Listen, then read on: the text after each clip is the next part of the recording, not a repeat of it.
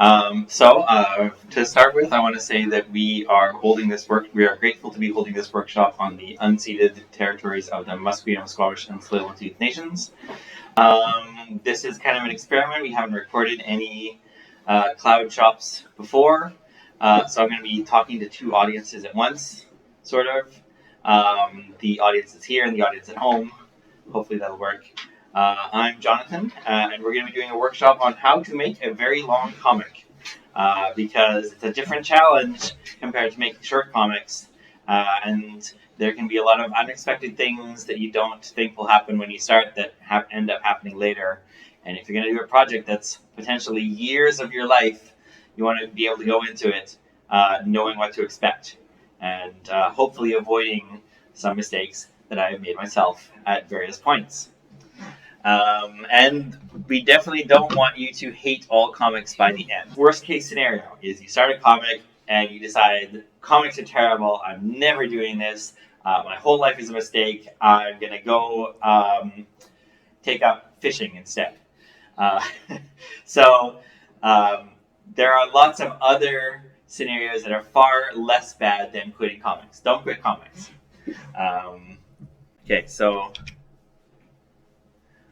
First, a little bit about myself. The reason that I'm the one giving this talk is because I have made some very long comics. The two that I've got that are finished and in print are A Mad Tea Party, which is about 300 pages. It's a science fiction graphic novel. Took me about 10 years, start to finish. But 2 of those years I was working on my other book, so that's part of why it took so long. But also there are other reasons that we'll get into why this book took as long as it did. And then the other book that I did that I took 2 years off of A Mad Tea Party to finish is Lords of Death and Life. It's kind of a historical fantasy story set in ancient Mexico. So those books combined with all the pages that I have on my website, I did some math. This is the screenshot from my WordPress site. I have 548 pages of comics on that site, plus I have 150 pages finished of another comic, Phobos and Deimos. And I'm not entirely sure about my math, but I think I have almost 200 pages of other comics that are not anywhere on the internet right now. So that's over 800 pages of comics, I don't even want to think about how many years that's been. I've made a lot of very long comics. Phobos and Deimos is going to be 500 pages when it's done, because apparently I haven't learned my lesson. I've written all of it, and 150 is about where I am right now in the drawing of it.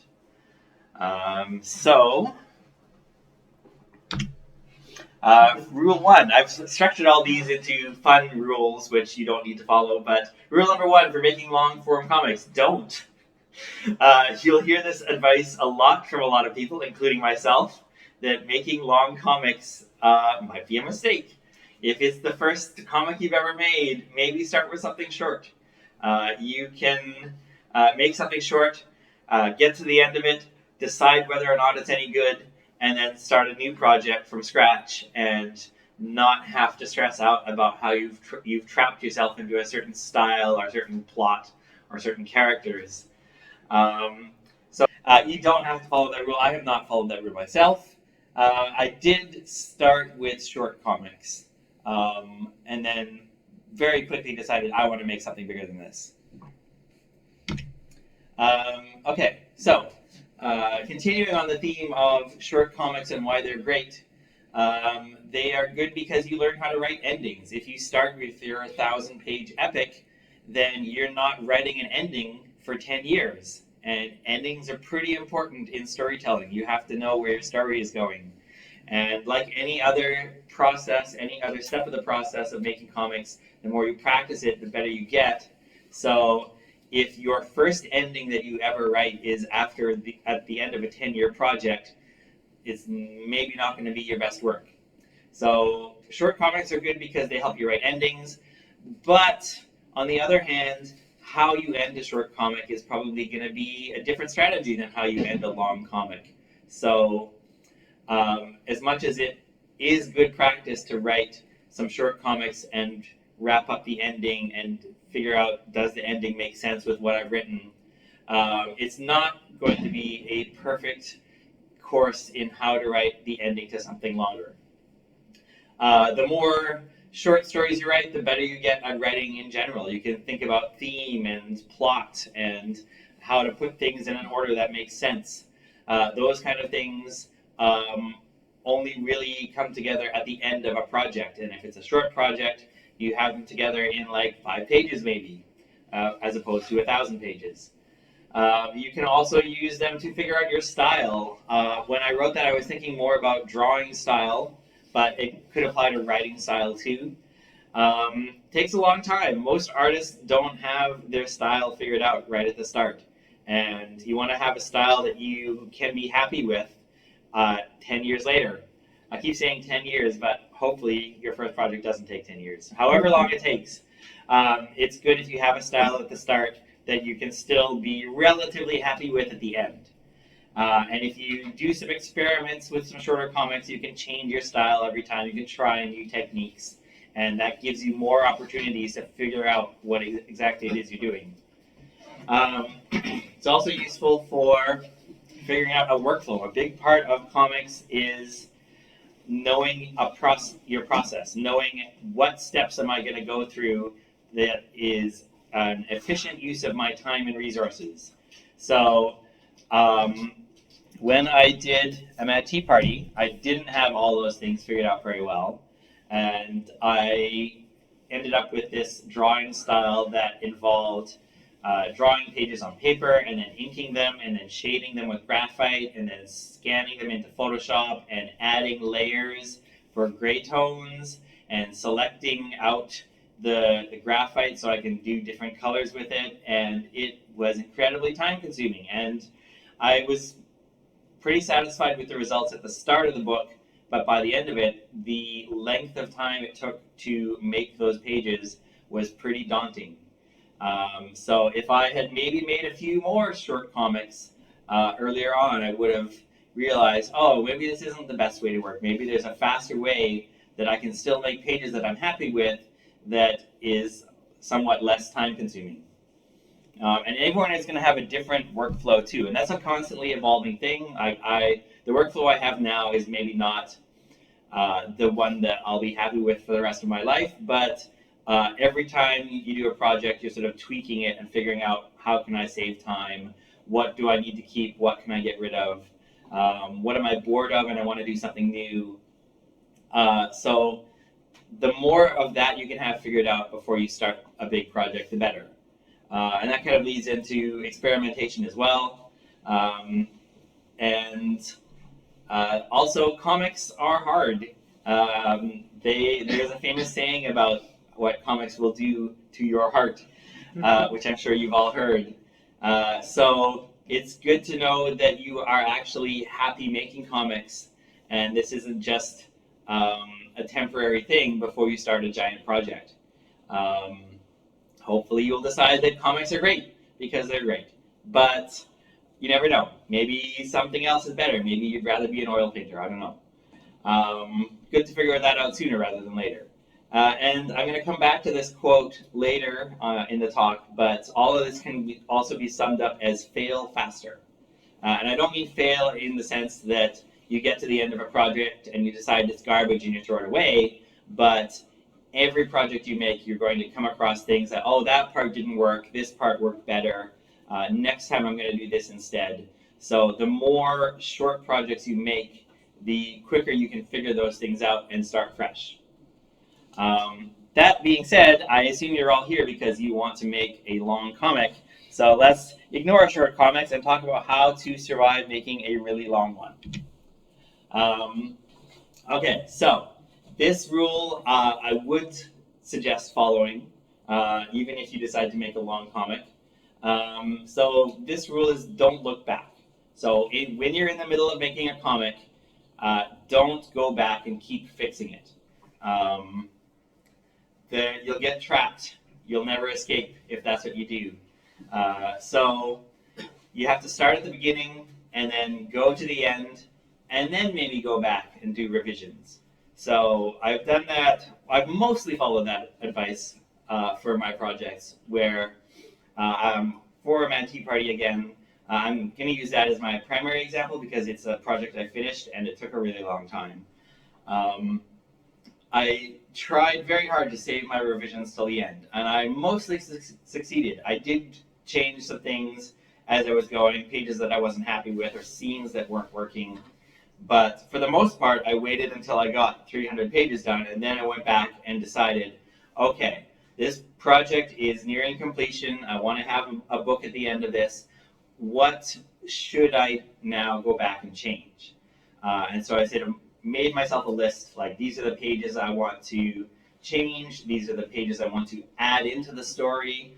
And once you have that as like a single list of tasks, then you can judge how necessary are all of these tasks. Maybe some of them aren't as important as others. How much time do I want to give myself to get this done?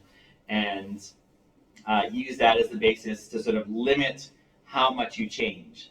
If you get 10 pages in and decide those 10 pages aren't good enough, you want to go back and start over, then you'll always be doing those same 10 pages over and over again.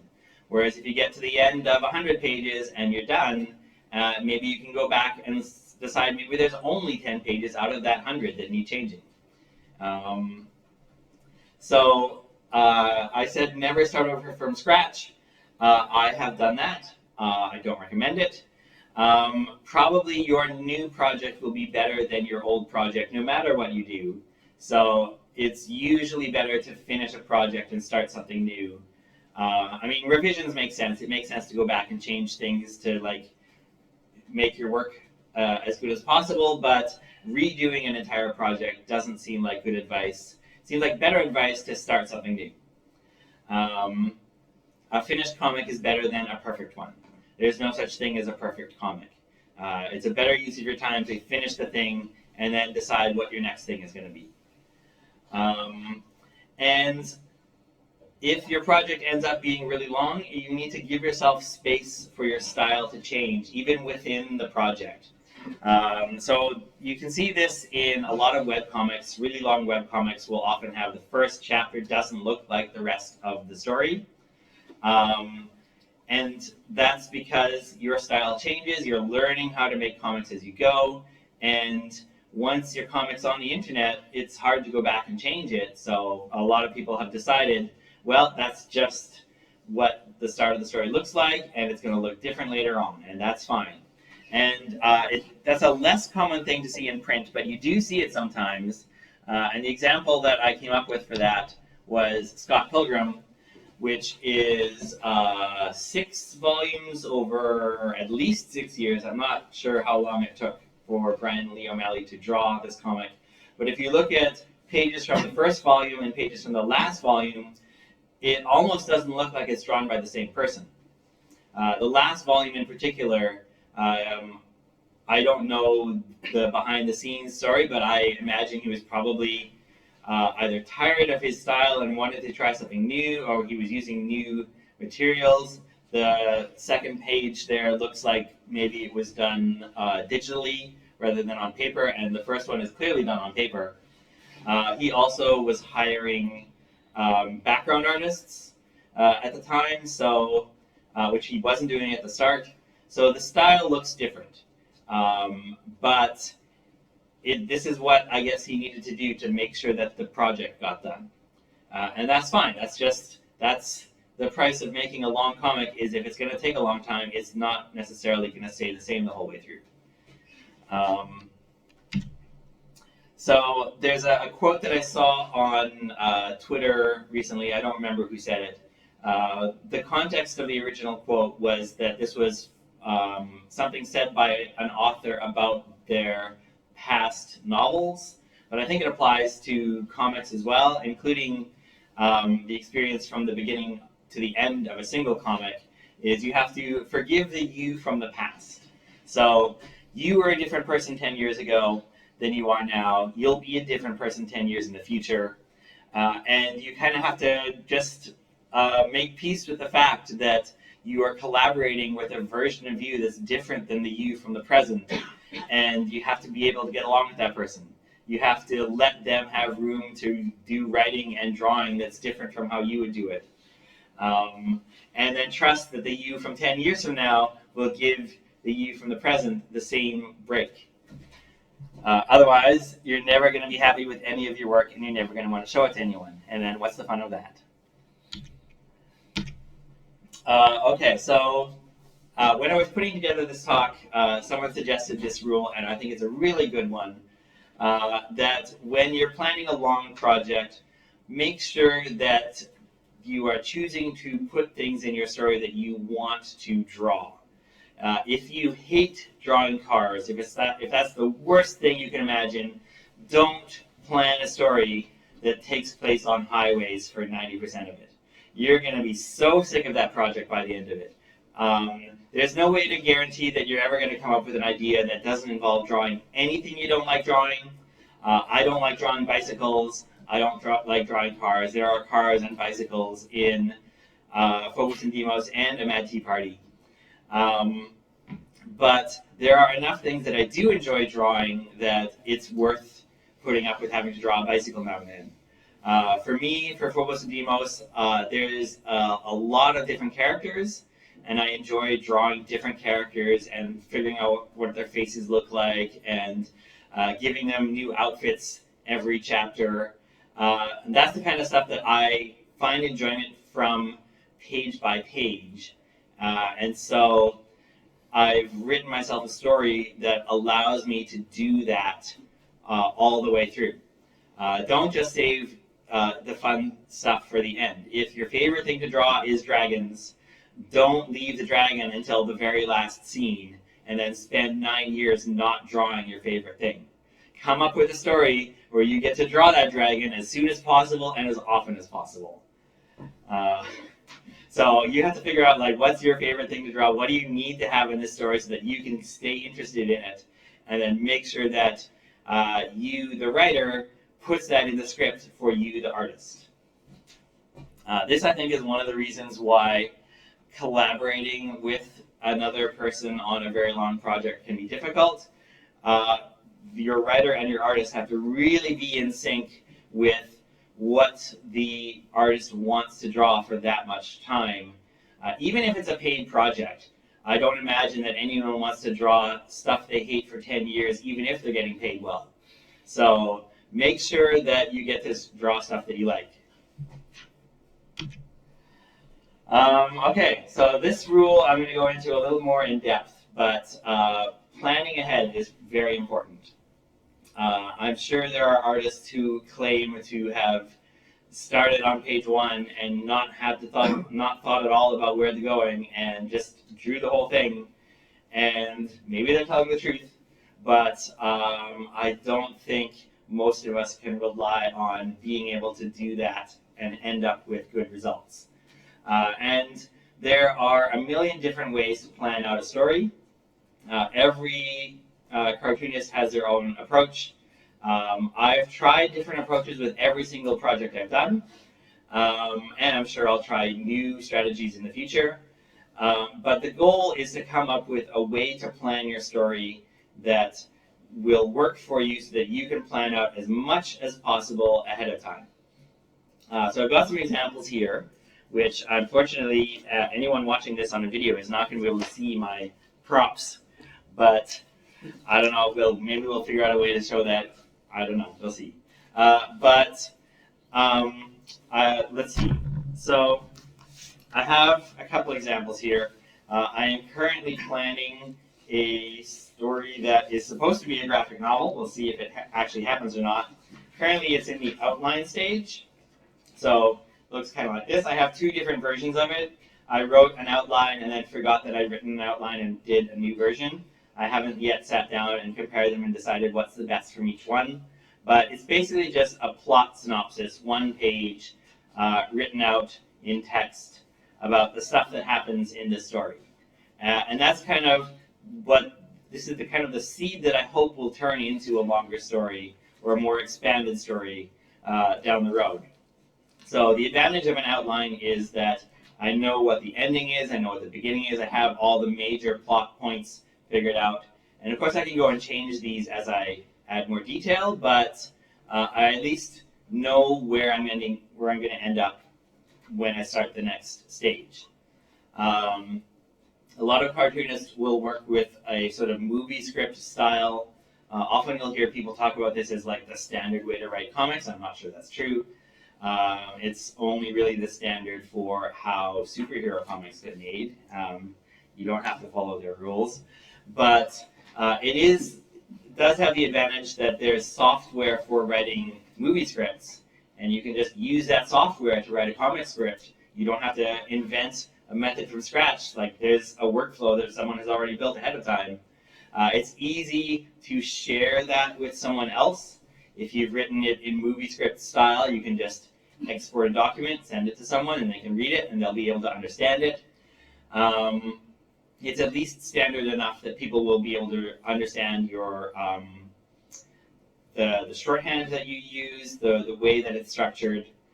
So there are a lot of advantages to that. I have never been very happy with the idea of having to write movie scripts because comics is a visual medium, and if I'm the one who's also drawing it, I want to know what the drawings look like. I don't want a paragraph describing a picture.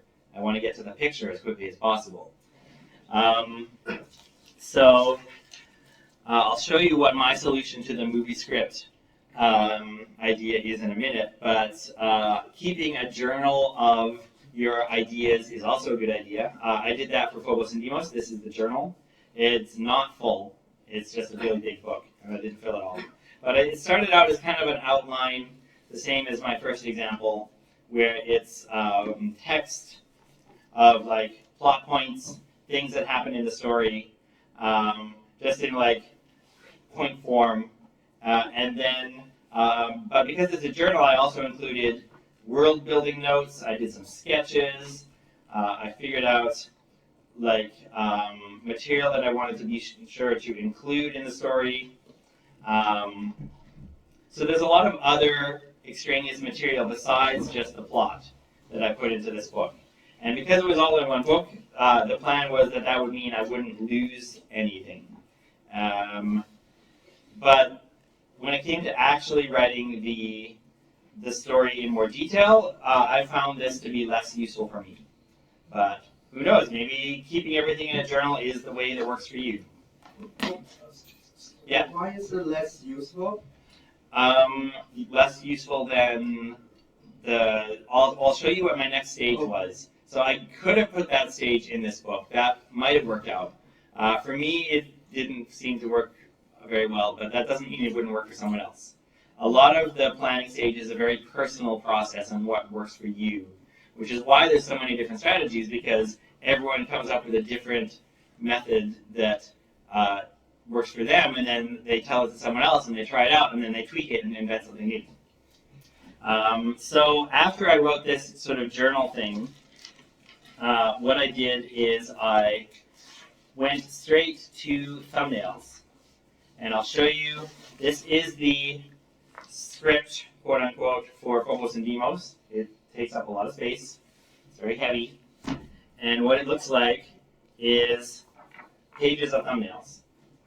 So I took my outline that I've written in the journal, and I went scene by scene, and I broke it all down into what the panels are going to be in the story. I have little stick figure type scenes with the dialogue underneath. I prefer this to a movie script style because I'm actually looking at the image. I can create and then read an image much faster than writing a paragraph about so-and-so steps into a room and has a shocked expression on their face. That seems like a lot of extra work when I could just draw a face and a room. And this is mostly just meant for myself so that I can remember what my plan was. So it's kind of messy sometimes. There have been times where I've gone back and looked at my thumbnails and tried to figure out, okay, what did I actually draw here? I'm not sure. But most of the time it's worked out just fine, and I can tell what I drew and I've got my plan. And of course, when I do the actual comic, I change things, I cut things, I split panels into more panels, all those kind of changes. That's all part of the editing process. But this way, I've got something that's very close to a comic as early in the process as possible. And I find that works well for me. There are some disadvantages to working this way, which I found that I have not yet found a solution to. When I've tried to share this story with people, it's difficult, because unless I can find them in person and hand them a giant folder of paper and stand there and wait while they read it so I can get it back after, my other options are to scan every single page or photocopy it all, and that's very time consuming. I actually did that. We'll get to that later when we talk about editing, but at one point I photocopied this entire thing and sent it to someone in the mail, and not an ideal way to work. It's also not easy for editing the story. It's a great way, I find, to get my story down in the first place, but then if I want to go back and make changes, I have to physically cut and paste. I can't just drag and drop on a computer or select and delete. I have to use scissors and tape and then redraw things, and that can get a little messy. So that's the downside of this strategy. For a short story I did try to sort of recreate this method on the computer. I built myself a file in Clip Studio that had just boxes and like a block for text, and I tried to do this same thing but in Clip Studio. I have not yet perfected that as a method because it was more time consuming at the front end than being able to do it on paper. So I don't know, I'm going to have to keep experimenting. What I really need is I need someone to make some software for me that's kind of like the script writing software that does exist, but for this exact specific thing that I like to do. And I don't think anyone's going to make that for me. Maybe someday I'll find a piece of software that I could sort of hijack and use that way, but I haven't found it yet. So I have like this much of that. And then, well, I'll talk more about the editing that when we get to editing, which I think is next. Oh, one thing that is I put on my list, which someone has recommended to me, but I haven't actually tried myself, is to write plot points on index cards. I think this is an idea that originally started with script writing for movies, is that you write a plot point on an index card, and then you can move that plot point around as needed. You can shuffle your cards or put them up somewhere, lay them out so you can see what's happening. The advantage of that method, I think, is if you have a story that's very plot-centric, then you can make sure that you have these sort of movable objects that are your different scenes or your different plot points, and you can put them in an ideal order and look at them and then rearrange them without having to cut and paste anything, and get them looking the way you want. And you can always add in new cards or take cards out and then take them out and put them back in. So I can see a lot of advantages in that that way of working, although I haven't tried it myself, so I don't know. Okay, I've been going pretty fast here now. Maybe I should stop occasionally and ask for questions. We'll do an actual Q&A at the end, but any questions or concerns so far before we move on to the next step? Oh, your thumbnails, I noticed you have split your panels into pages? Yeah, so the way that I do that is, and part of the reason I do thumbnails like this instead of drawing actual pages is that I don't want to have to think about too many steps at once. So all my panels are standard squares. I just drew a bunch of squares on a piece of paper and photocopied it. And I can just like grab a page. I don't even have to spend the time to draw the squares. My actual comic won't all be square panels. They won't all be the same size. But this is just it's the equivalent of a beat sheet, if you know what that is. Where it's like each line of text is one panel. And so you just write what's in that panel, and then next line write what's in that panel, and the next line write what's in that panel. So I kind of did that, but with drawings attached to it. Yeah. Okay. So did you finish that very long story with lights, or just partially and you started, or partially?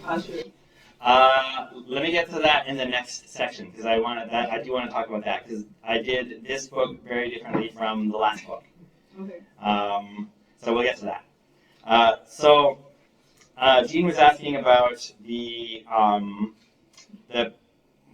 page breakdown. So what I did is I just wrote the whole story, or I wrote chapter by chapter. I would write a chapter, and then afterwards go back and divide it up into pages. Figured out the panels first, and then the pages. And sometimes as I was writing the thumbnails, like there would be some pretty obvious points where I'm definitely going to put a page break there, but I mostly save that until later. And that wouldn't necessarily be a good way to work for a short comic because the layout of a page can be, if that's a part of the art of comics that you're really engaged with, you might want to have your vision of like what does the whole page look like earlier than I have when I do my comics. But my panel layouts are generally not that interesting. They're kind of just functional. So for me, and when I'm doing a long comic, the page breaks are not super important. The page layouts are not super important. So I just figure out the panels and then divide them up into pages. Okay. So let's go to the next one, and then I can talk about editing. So, when we're talking about editing, I find it's useful to think about writing as a spiral staircase. So I found a picture of a spiral staircase. So you start at the bottom, and you circle around to the end of the story, and you're done. You have your outline, and you've got to the end of the story. But then you want to keep going up, so you circle back around and cover the same ground, but you're adding more detail. And that's kind of what writing is. That's kind of what comics is if you also include penciling and inking and coloring and lettering. You're circling around the same space over and over again. But writing, it's maybe not as obvious that that's what's happening with writing. But with writing, I think that's really important. This is something that I've learned every time I've written something new is how to be a better writer. And the importance of editing, that your first draft is definitely not going to be your best draft. And you can find lots of information that, because there are so many different types of writers who write lots of different media, that you'll see lots of writers talk about this, is that you have to, I forget the exact saying, but it's something like,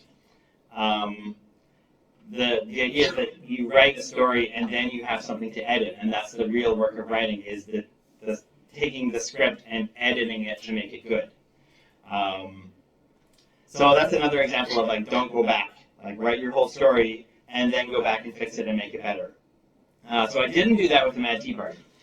And part of the process for that is when I look back on that now, I have to forgive the me from the past, because the me from, what was that, like 14 years ago, was not a good enough writer to write a 300-page book and have it be any good.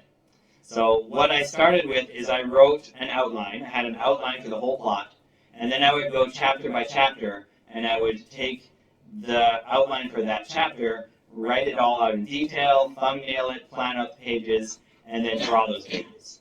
And then I would start chapter 2, and I would take my one paragraph outline for chapter 2, and I would plan it all out in detail, flesh it out with lots of dialogue and plot points, and turn it into pages. And that seemed to work great at the start, but then I got to the end and realized I'd written myself into several corners, and it would have been helpful if I had known where my story was ending up when I started drawing it, because the process of writing the story, the ending did not end up where I thought it would. The ending that I ended up writing is not what I had in my original one-paragraph outline, because my one-paragraph outline didn't end up making any sense. It needed to change, and so I changed it when I wrote the last chapter, but then I'm kind of trapped by having 5 previous chapters completely drawn and finished that I don't want to have to go back and completely redraw, and I have to write an ending that still works. So I think I managed to make it work. I wrote the best ending I could given where I'd cornered myself, but I don't recommend that as a strategy. I kind of felt like I had to do that because the writer, the quality of writing I could do at the end was not the quality I could do at the start. I couldn't have written that much and had to be good. But if you can write an ending that you can be happy with at the start, that's better. And I think this is not just a problem for beginning cartoonists doing their first book. You can see this sometimes when cartoonists do multiple volume series. Nobody writes a 10-volume series entirely before they start drawing page 1. Nobody does that. So even if you are able to write your entire book beginning to end and then draw it, if you're going for a series that's like multiple volumes, you're going to have the same problem. You're going to have to start volume 2, realize all the ways you've trapped yourself in your writing, and figure out solutions so that you can write the next volume. You see this a lot with manga, because manga tends to be lots of volumes in a row, where often the writer has the beginning figured out and they have the ending figured out, and they don't necessarily know how long they're going to be able to draw the comic. So they just keep adding to the story, hoping it can still end up in the same place that they had planned at the start, and that they'll have time to get there. But every chapter or every chunk of chapters is written and then drawn. You don't write the whole thing because you don't know when your editor is going to call you up and say, yeah, your sales are not good enough. Next chapter is your last. So there are lots of reasons why this is a problem that will happen even if you're trying to avoid it, but try to avoid it as much as you can. So part of editing is cutting things. You have to cut things. I probably could have cut from my 500 pages and made it less than 500 pages, but I'm working for myself. I don't want to. I want to draw all this stuff. But there were a lot of things that I cut. As I was editing my story, I wrote this, and then I took it and I rewrote it 2 more times. And a lot of that was just taking pages and saying, oh, this page is fine, and then putting it back in the pile. And a lot of that was physically cutting pages and reassembling them to make them work better. But some of it was like planning new scenes and taking scenes and redrawing and rewriting them to condense them. So there was a lot of stuff that ended up on the cutting room floor that is not going to be in the finished book because the version I got after editing is better.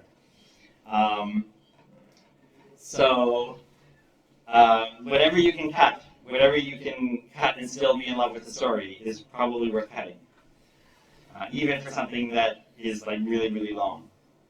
One thing that I'm personally not a big fan of in comics is when people approach comics according to the rules as set out by people who tell you how to write screenplays.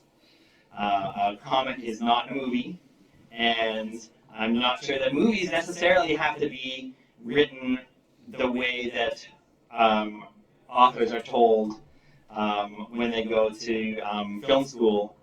There's a famous book, which I haven't actually read, called Save the Cat, but I've heard enough about it that I don't like the idea. The idea is that your story needs to be plot point, plot point, plot point, plot point. If something doesn't focus on the main thread of plot, just cut it, it doesn't matter. And I feel like there's a lot of things you can do with story, both in comics and in prose and in movies, that it doesn't necessarily need to be everything is about this one cat that needs to be saved, and like every 5 minutes, if someone's not reminding you about that cat, then it's a bad story. Don't write a story like that. Write whatever you want. It's comics. No one's writing books on, well, there are people writing books on how to write comics, but no one who doesn't make comics themselves is writing books about how to make comics. One thing, when I was editing this story that I use that I think is a very good approach is that if you have a scene that you think you should cut because it's not important enough, but you really like it, one solution to that dilemma is to take two different scenes or two different ideas and have them happen at the same time. So there were multiple times during the writing of this story where I had a scene that maybe I really liked the setting, or I liked the sort of the character dialogue, but it wasn't really moving the story forward. So rather than just cut it entirely, I tried to think, okay, how can I do this scene but then add in something else that contributes to the story later? Let me think if I can think of a good example of that. So the scene that I am in the middle of drawing right now is it's the first kissing scene between the two main characters. So I wanted to have that as an important plot point, but I wanted to have these two characters have like a long conversation ahead of time leading up to this to sort of build tension.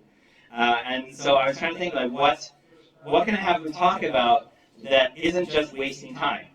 Like I want this scene needs to be here, but I want this scene to also do something else. So I took some backstory that I wanted to have in the story that didn't exist anywhere else, and I said, okay, they're going to be talking about the history of Mars, and that's going to lead up to this kissing scene.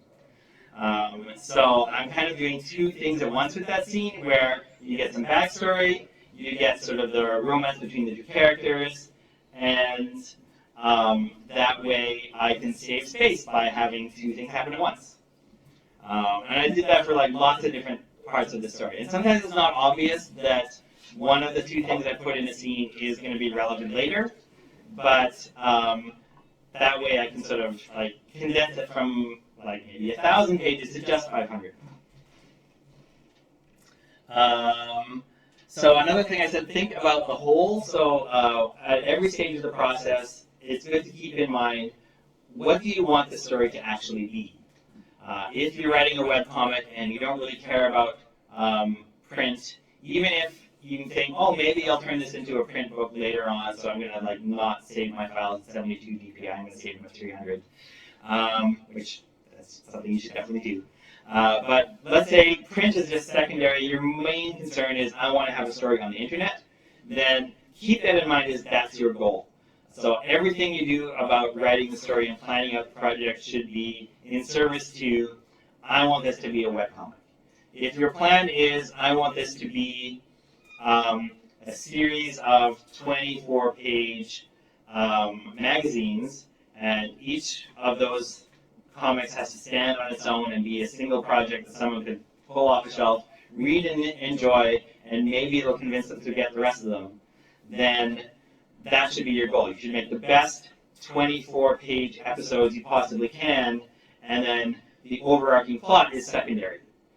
If your plan is, I want to have a graphic novel at the end, but maybe I'll do individual volumes and maybe I'll put it on the web, then everything you do for the web and for those individual volumes should be in service to the end result, the graphic novel. So if you need to have shortcuts or make sacrifices in service to this has to make sense as a graphic novel, make those early. Like, have those as part of your plan.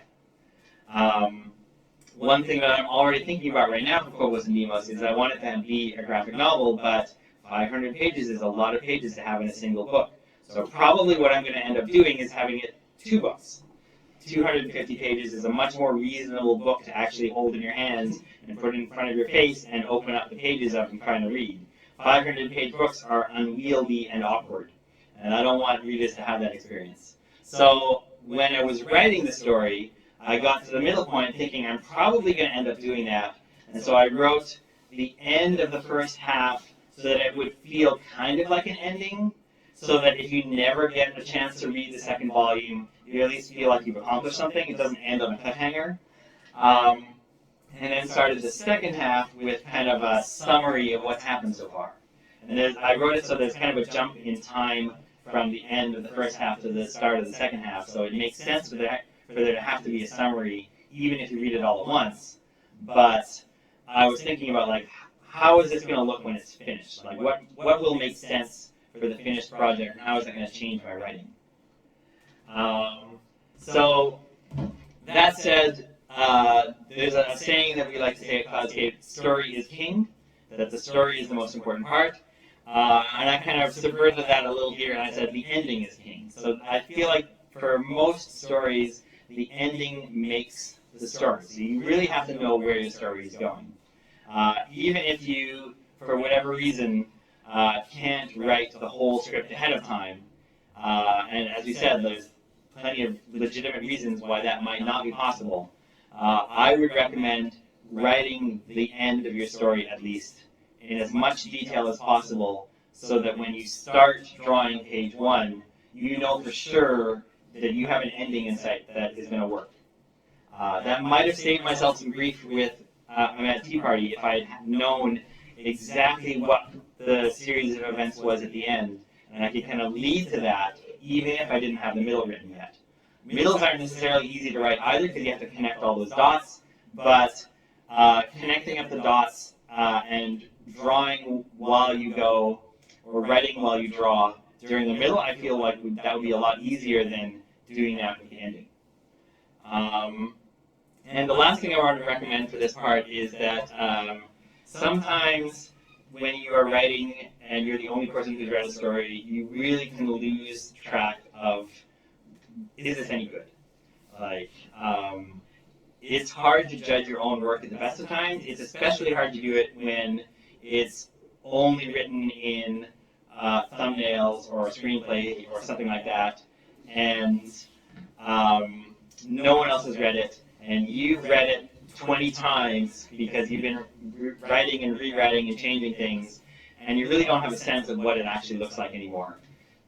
So at that point, it's a really good idea to find someone you trust, to show them your story and to get them to tell you what they think about it. And choosing that person isn't necessarily easy.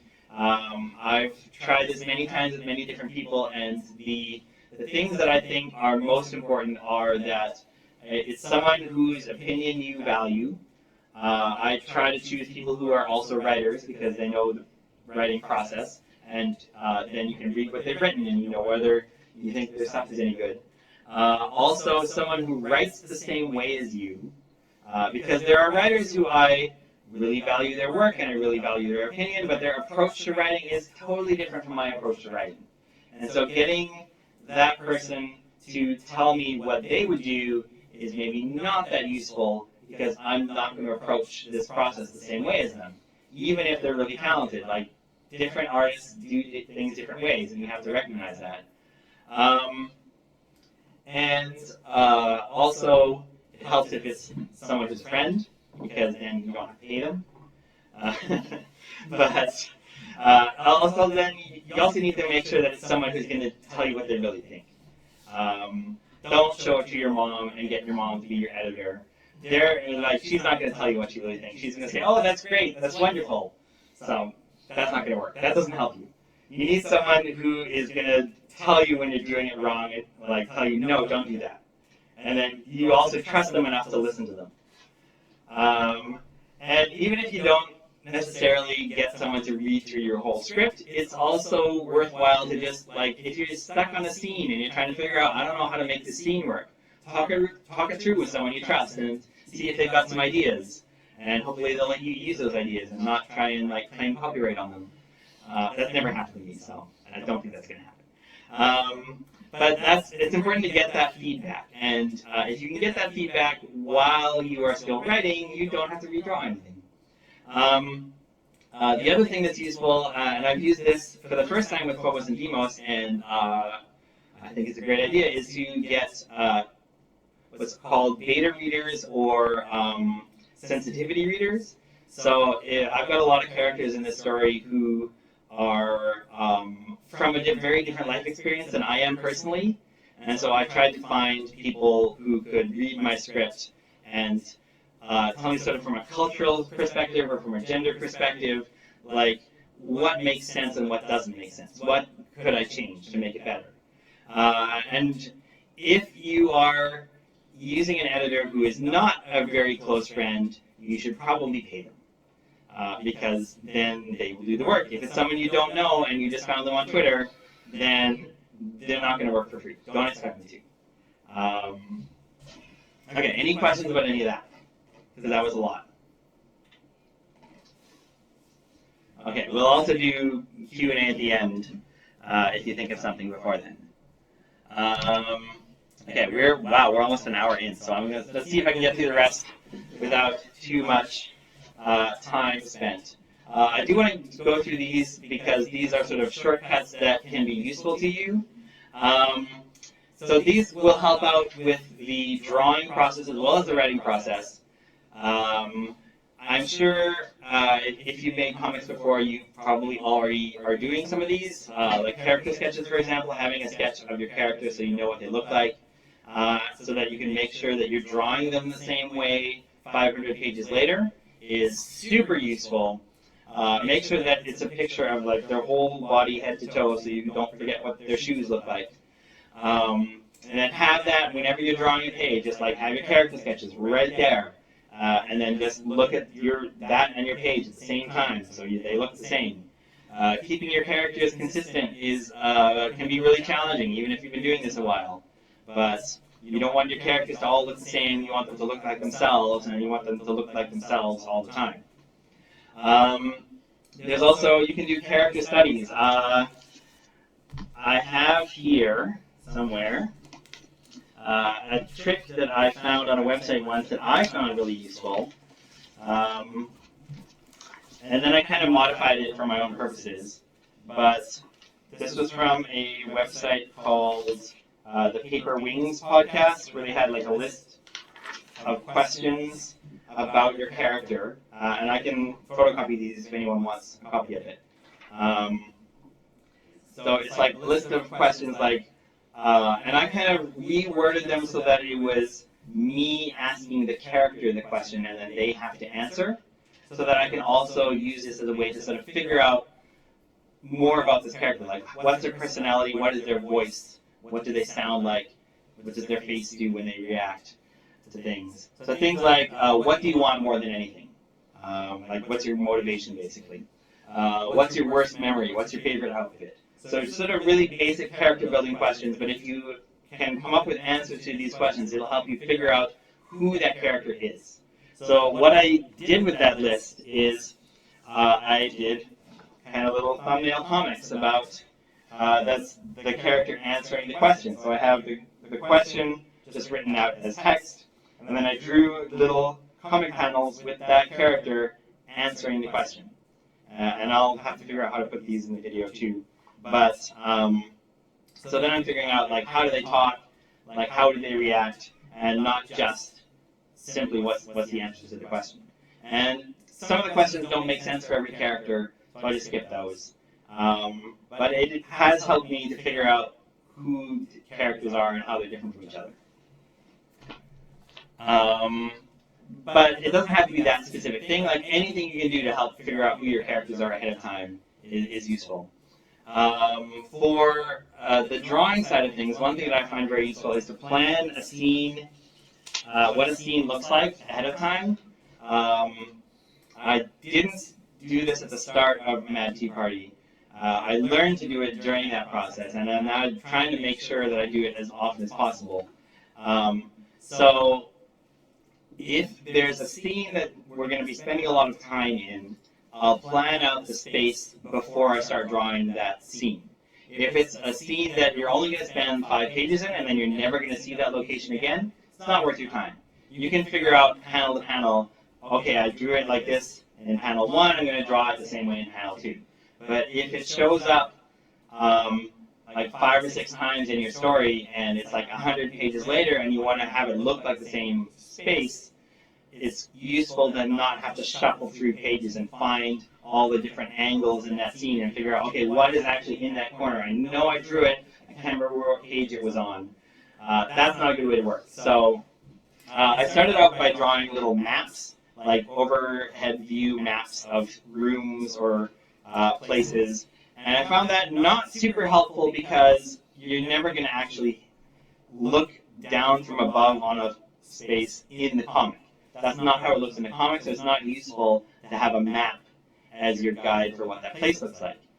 So what I do now is I have these sort of isometric rooms. This is the same room but from like opposite angles. And it's only isometric so that I don't have to worry about perspective. And that things are the same size everywhere. But it's like you can see kind of the front and the side and the top of all of the different objects in this room. This is Maida Kilwa's bedroom in Phobos and Deimos. It's very messy. She's a teenager. And it's a very small room. So I had to figure out, like, how can I make this room look cluttered and make sense for the character? And then I have it all planned out ahead of time, and then when I'm drawing a comic, I can just use this one sheet as my reference for what everything looks like. And I try to do that as often as possible, but I still sometimes end up with a scene where I didn't think I was going to be drawing it as much as I end up drawing it, and then I forget what it looks like and I have to go find those pages. Another useful thing that I have tried to do, and I'm planning to do it again in the future, is if you're going to make a really long comic, maybe do like one scene as a short comic. So let's say you don't want to spend any time doing a short comic, you want to start on this big project, but maybe do a short comic that's part of the story or kind of relates to the story, and do like 5 pages to sort of test out what do these characters look like, what techniques am I going to use, what's my style going to look like, what's the color scheme going to be, and then start fresh on page 1, but you've already got 5 pages of practice, so that page 1 and page 100 look like they belong in the same comic. Same with color palettes. Figure out your color palettes ahead of time, and then just use that palette all the way through your comic. Those are all fun things. Like, I enjoy planning out scenes and planning characters and figuring out color palettes.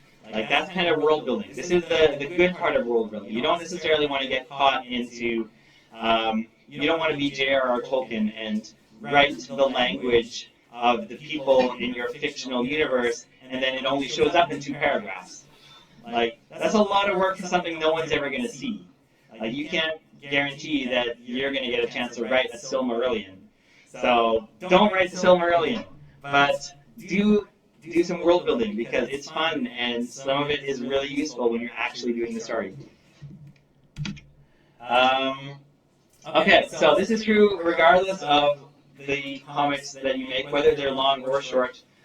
Your comic is going to take a lot of time, and especially if it's 1,000 pages, like that could be years and years of your life. So make sure there's space. Don't quit your project. Keep doing it. Unless, maybe you should. A lot of people will say, once you started something, you have to get it finished. I'm not sure that's always true. Maybe sometimes quitting a project is a good idea. As much as I am happy with the results of A Mad Tea Party and I'm glad I finished it, there was a point where I had taken 2 years off to do my other book. And if I had decided at that point, I don't know, because I was sort of debating with myself, do I want to finish this project? I'm 100 pages in, but, and at the time I thought, I've got only 100 pages left to go. It turned out it was twice that. But I was kind of thinking, okay, is it worth going back and finishing the project? And I kind of felt obligated to. I'm not sure that I was obligated to. I think if I had started a new project at that point, it probably would have been a pretty good book. But I mean, I didn't. I finished it. I was kind of on that tipping point where I wasn't sure which was the right choice. Still not sure what the right choice would have been. But I don't think it would have been wrong at that point to decide, I've done everything I want to do with this project. I want to start something new. Whatever I do next is going to be better. In some alternate universe, that's what I did. And I still only have 2 books done, but they're 2 different books. And one of them is in color and doesn't have crazy graphite scanned into Photoshop. So overall, I'm not sure that it makes a huge difference to your career, but maybe sometimes a project isn't what you think it was going to be at the start, or maybe a great opportunity comes along and you decide, I'm going to jump on this, and if I risk this other project not getting done, that's okay. So I do think there are grounds where quitting is fine. That's kind of something you have to judge yourself. I don't think there's any kind of formula you can follow to decide whether or not quitting is the right thing to do. The one thing I will say, though, is if you are 3/4 of the way through and you're that close to finishing, maybe ignore the voice that says you should quit now, because I don't know. I feel like with the projects I've done, that's often the point where I dislike a project the most, when it's so close to done but not done. I'm not sure why that is, but I feel like when I'm at that point and I'm that close to done, that's the point where I definitely shouldn't be quitting. But at any other stage, maybe it's okay. I'm not sure this is universal advice, but I feel like every book I've done, I have had in mind, if this book is successful enough, I know what the sequel is going to be. Same with Phobos and Deimos, I already know what the title of the second book is going to be. But I'm not sure I'll actually do that book. I think it depends whether this first book is successful enough that I can justify doing more with the same characters. That's kind of, for me at least, I feel like that's me interfacing with the world. If the world wants more of the thing, I've got a new idea ready. But if the world is kind of, that's great, sure, then maybe my new book is going to be something totally separate and different, and it'll be, maybe that's the one that I will get to do a sequel of. So there's a phrase in book publishing that people are encouraged to put in their pitches for books, which I will probably do the next time I do that, is that a book is a standalone book with the possibility of a sequel. I think that's a good spot to be in, both from the publisher's point of view and from your point of view, that you have an idea for what could happen next, but you don't necessarily have to do it just because you have that idea. And then the other thing I wanted to say about that is that when that's happened for me, the ideas that I didn't get to do in the sequel have always been kind of recycled into a new project. So those ideas aren't wasted. They can be sort of the building blocks of something else, but they don't necessarily need to be the building blocks that adds more to the thing you've already started. So all of these rules can be ignored if Image Comics calls you up and says, we need you to do a comic and we're going to pay you a terrific page rate, and we've got a movie deal lined up for you. So draw 1,000 pages of cars. If you don't completely hate drawing that, maybe it's a good idea, because then you get to draw comics and you get paid for it, and that's great. But I will say that even then, I don't recommend drawing stuff you hate for money, because you'll still hate comics by the end. And that's the goal. The ultimate goal here is to keep making comics. We said that at the start, that the point of this is to not hate comics by the time you're done your project. And even if you're getting paid well for it, if you hate comics by the end, then that's been a failure. That has not been a successful comic. And I think that was it. Oh, last rule. The only rule that matters is go make comics. If you make a short project, if you make a long project, if you quit your project, if you never quit your project, the important thing is to make comics, because comics are good. And I want you to make comics. Okay, that's it. Let's do, if anyone has any questions, sort of anything about comics or long comics or anything we talked about. What's the definition of the long comics? Well, I think that it varies depending on how long it's going to take you to make it. Let's say if it takes you more than a year, or if it has to have a spine, then it's probably a long comic. But it's kind of like a fuzzy line, like a 2-page comic is different from a 10-page comic, is different from a 20-page comic, is different from a 50-page comic. So the longer it gets, the more you have to think about things like, how does the plot all work together? How much planning do I have to do ahead of time? This is not an experiment because it's going to take so long, versus something that's really short and you don't necessarily have to plan it out. You can just do what Chris Ware says he does, and I'm not sure it's true, where he starts at the top corner and then just draws it to the bottom, and then it's done and perfect.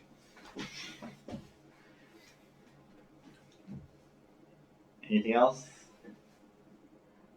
Okay. Yeah. You didn't talk much about the the second book that you said was set in ancient Mexico.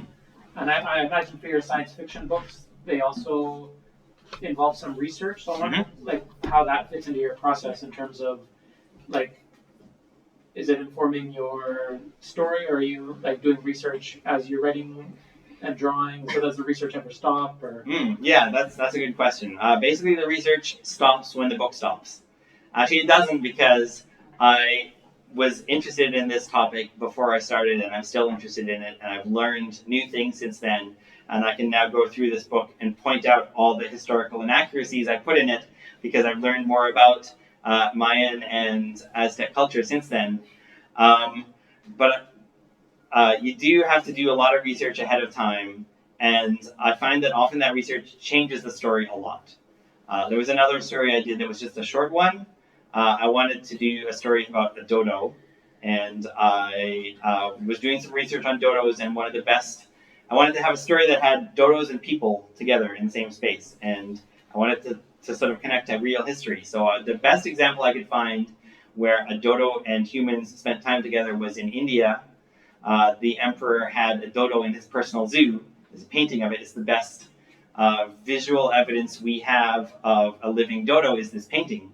And so I thought, okay, that's the dodo I want to write about. I want to write that story. And so my original idea was, okay, I want to have a story about someone rescuing this dodo from having to live in a zoo and taking the dodo back to where it came from.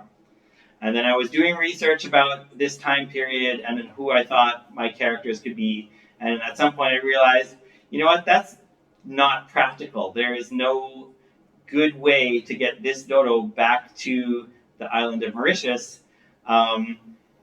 That's going to fail. Anyone in this story, in this context, who has that plan won't be able to accomplish it. So if they're going to fail, then that dodo is better off in the zoo. So instead, I flipped it, and I decided, okay, based on the research I've done, this story is going to be about the dodo being rescued by being put in a zoo and not having to live in a warehouse. So the research definitely informed the story and the structure of the story in that case. This one, I'd done enough research ahead of time that I kind of had a sense of what the story would be before I started, and was just using the research to kind of fill in the gaps. But yeah, it's kind of hard to judge when do you stop. At some point, external factors like the fact that I want to be drawing pages and get a book done, for example, is going to sort of inform the fact that, okay, I need to start drawing. I need to stop doing research and just say this is probably good enough. And then if you discover partway through that you need to go back and change things, you can kind of do that if necessary. Or if the book is done and you've already printed 2,000 copies of it, you have to sort of make peace with the fact that it's not as accurate as it could be, and then move on to the next thing. Okay. All right. I think that's it. If anyone would like that sheet of character questions, I can go photocopy some. Okay. I'll go copy a bunch of those. And that's it. Thank you, everybody. Thank you. Thank you.